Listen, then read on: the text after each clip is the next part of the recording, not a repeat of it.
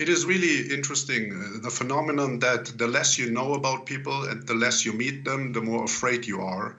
And we see this in the history of Germany and other countries. The hostility towards immigrants or foreigners is usually highest there where there are very few or no immigrants or foreigners. And if you look at Eastern Germany, a lot of the areas that receive a lot of right-wing populist votes or have a lot of right-wing extremist organizations, there are barely any foreigners there. And this is like before the refugee situation. Now, this has changed a little bit. Foreigners to a degree are more visible.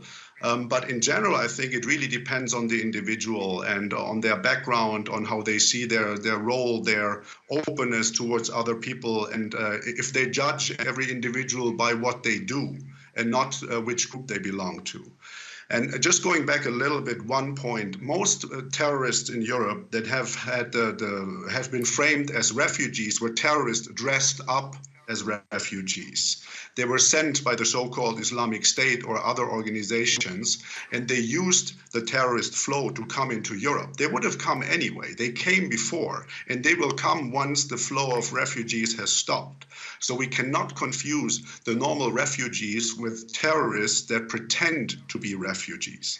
There's also a study by the federal police that says that, for example, Syrian refugees are less criminal than the average German, right?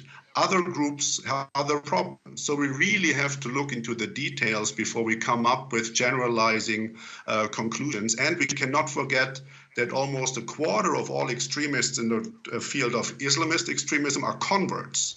There are people from other religions or no religion at all, and the right-wing extremism that has been increasing 40% in terms of violence, 40% more violent acts against foreigners and other Germans in the last couple of years. So let's not forget that.